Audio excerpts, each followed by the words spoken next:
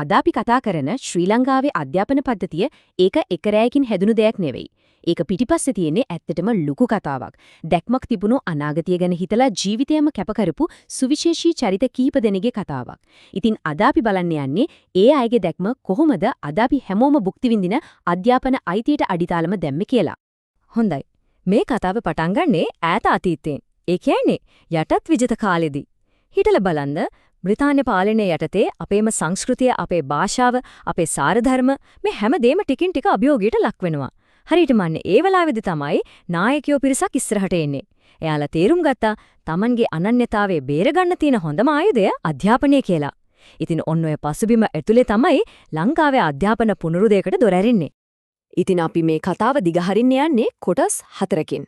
මුලින්ම බලමු යටත් විජිත කාලයේ ඇතිවුණු පිබිදීම ගැන.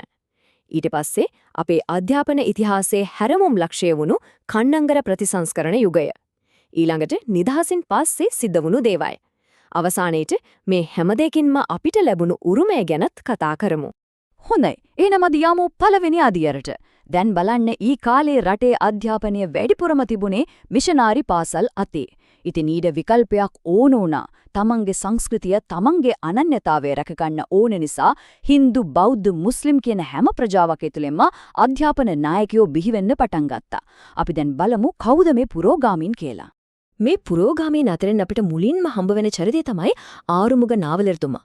හිතන්නකෝ 19 වන සියවසේ මැද භාගය.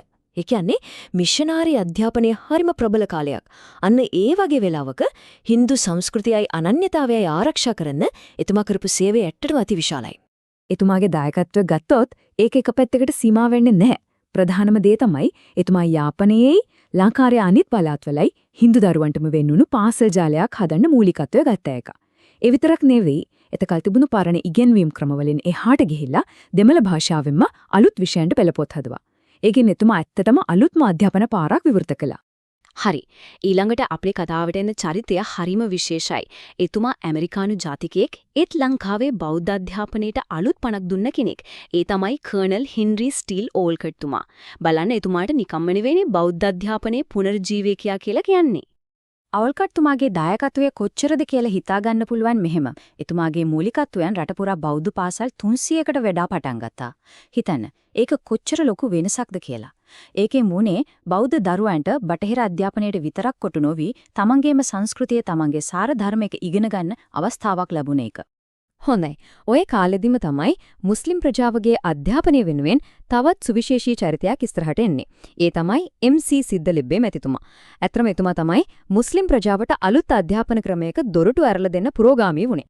සිද්දිලෙබ්බේ මැතිතුමා ගැන කියනෝ නම් එතුමාව තමයි ලංකාවේ මුස්ලිම් පාසල් පටන් ගන්නීමේ පුරෝගාමියා විදිහට සැලකන්නේ. විශේෂයෙන්ම කොළඹයි මහනුවරයි පළවෙනි මුස්ලිම් පාසල් පිහිටුවන්නේ එතුමා මූලික වුණා. ඒ හරහා අලුත් අධ්‍යාපනය කොච්චර වැදගත්ද කියලා මුස්ලිම් ප්‍රජාවට කියලා දෙන්න එතුමා ලොකු මෙහෙවරක් කළා. හොඳයි. අපි දැන් එන්නේ ලංකාවේ අධ්‍යාපන කතාවේ වැදගත්ම පරිච්ඡේදයකට. සමහර විට ස්වර්ණමය යුගය කියලා කියන්න පුරුවන්. ඒ තමයි මේ රටේ දරුවන්ගේ අනාගතය සදහටම වෙනස් කරපු නිදහස් අධ්‍යාපනය කියන සංකල්පය බිහි වුණු කණ්ඩංගාර ප්‍රතිසංස්කරණ යුගය. හරි, අපි ඉස්සරහට යන්න කලින් පොඩ්ඩක් හිතමු. අද ලංකාවේ දුප්පත් පොහොසත් කියලා ගම නගරය කියලා කිසිම වෙනසක් නැතුව හැම දරුවෙක්ටම ඉගෙන ගන්න අයිතියක් තියෙනවානේ. ඇත්තටම මේකේ අඩිතලම මොකක්ද? ඕ, ඒ ප්‍රශ්නෙට උත්තරය තමයි මේ දකින්න ඉන්න උතුම් මිනිස්යාගේ දැක්ම. CWW කන්නංගර මැතිතුමා. නිකමට නෙවෙයි අපි අදට එතුමාට නිදහස් අධ්‍යාපනයේ පියා කියලා අසීමිත ගෞරවයකින් කතා කරන්නේ. කන්නංගර මැතිතුමාගේ මේ දැවැන්ත හීනය ඇත්තක් උනේ එකපාරට නෙවෙයි. ඒක පියවරෙන් පියවර ගොඩනෙගුණු වැඩපිළිවෙලක්. බලන්න මේ ගමන පටන් ගන්න 1931 දී අධ්‍යාපන අමාත්‍යාංශය හදන එකෙන් ඊට පස්සේ 1941 දී ගමේ ඉන්න දක්ෂ දරුවන්ටත් ඉහළට යන්න පාර හදමින් මධ්‍ය මහාවිද්‍යාල ක්‍රමය පටන් ගන්නවා. ඉතින් මේ හැම දෙයකම උච්චතම අවස්ථාව තමයි 1945 දී නිදහස් අධ්‍යාපන පනත ගෙනල්ලා 1947 වෙද්දී ඒක මුළු රටේම ක්‍රියාත්මක කරන එක.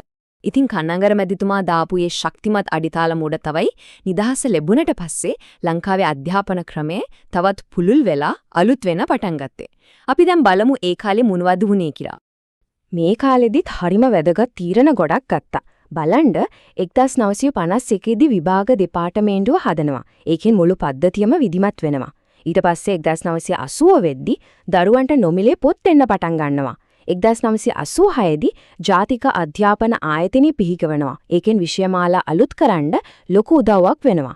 අන්තිමට 1993 දී නොමිලේ නිල ඇඳුම් දීමත් එක්ක ඉගෙන ගන්න තිබුණු තවත් එක ලොකු ආර්ථික බාධකයක් අයින් වෙලා යනවා. හොඳයි. දැන් අපි මේ මුළු කතාවම දිහා ආපහු හැරිලා බලමු. මේ හැම පුරෝගාමියෙක්ගේම කැපවීම නිසා අපිට ලැබිලා තියෙන උරුමය මොකන්ද? ඇත්තටම මේක නිකම්ම ප්‍රතිපත්ති මාලාවක් නෙමෙයි. මේක පරම්පරා ගානක අනාගතය වෙනුවෙන් කරපු දැවැන්ත ආයෝජනයක්. ඔව් අපි කතා කරපු මේ හැම ප්‍රතිසංස්කරණයක්ම මේ හැම කැපකිරීමක්ම පිටිපස්සේ තිබුණු එකම එක මූලික අදහසක් තියෙනවා. ඒක මේ වාක්‍යයෙන් හරි ලස්සනට කියවනවා. දැනුම කියන්නේ හැමෝටම එක වගේ උරුම වෙන්න ඕන සම්පතක්. ඇත්තටම එදායේ පුරෝගාමීන් දැකපු හීනේ ඒ දැක්ම අද ඇත්තක් වෙලා තියෙනවා. එයාලා එදා දාපු ඒ ශක්තිමත් අඩිතාලම නිසා තමයි අදටත් මේ රටේ දරුවන්ගේ අනාගතය ආලෝකමත් වෙන්නේ. ඉතින් මේ හැමදේම එක අවසාන වශයෙන් අපේ හිතට එන ප්‍රශ්නයක් තියෙනවා.